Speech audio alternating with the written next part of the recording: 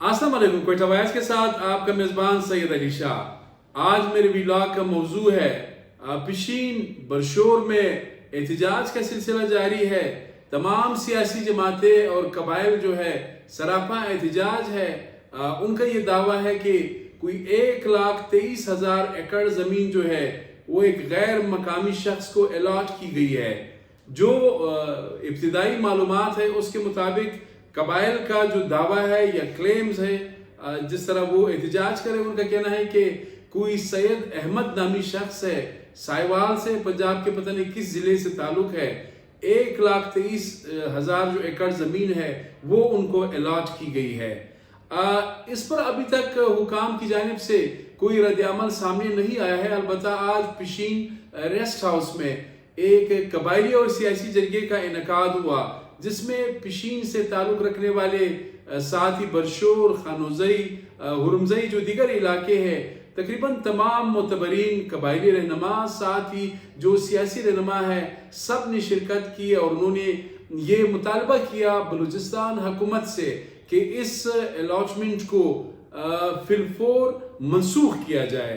आपने देखा कि 3 नवंबर को बरशोर से खास कर ताल्लुक़ रखने वाले जो कबाइल है, उन्होंने क्वेटा प्रेस क्लब के सामने भी एहतजाज किया था और यही मुतालबा किया था कि एक गैर मकामी शख्स को गैर कानूनी तौर पर 1,23,000 एकड़ ज़मीन जो है वो अलॉट की गई है।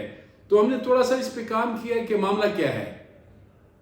एक तो बलूचिस्तान जो रेवेन्यू डिपार्टमेंट है, एक सीनियर अफसर से मैंने बात की, उन्होंने कहा कि जी हमें ये इल्म नहीं है, अगर आपको इसका नोटिफिकेशन मिलता है तो मुझे भिजवा दे। मैंने कुछ जरगे के जो जिम्मेदारान हैं उनसे बात की, उन्होंने कहा कि हम आपको भिजवाएंगे, लेकिन अभी तक वो नहीं भिजवा सके। खैर वो हम उनसे ले लेंगे, वो मसला नहीं है। लेकिन कहने का मकसद ये है कि इस तरह की भी खबरें सामने आ रही कि सिर्फ बरशोर और तोबा काकड़ी नहीं, बल्कि जो तोबा चिगज़ई के साथ जो मलहका इलाके है, अरंबी इलाका है, तोगई इलाका है, यहाँ पर भी अलॉटमेंट की गई है, गैर कानूनी अलॉटमेंट की गई है। वहाँ पर बहुत ज़्यादा जो मादनियात है, कीमती मादनियात पाए जाते हैं, बल्कि उनको निकालने का भी शायद एक सिलसिला शुरू हुआ है। ये तो कबाइल का मुतालबा है। इस जरगे इनका ये मैंने जरगे के जिम्मेदारान से बात की, उनका कहना था कि इसके बाद हम सख्त लाअमल इख्तियार करेंगे और किसी को भी तोबा काकड़े या तोबा चिगज़ई या बरशोर आने नहीं देंगे। ये जरगे ने फैसला किया है।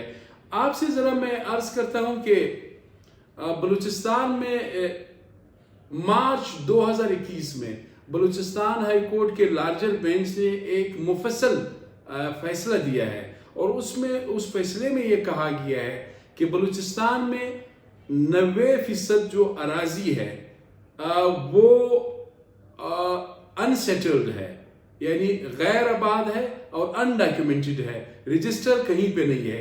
90% यानी सिर्फ 10% जो है ज़मीन बलूचिस्तान में वो रजिस्टर्ड है और आबाद है, बाकी 90% नहीं।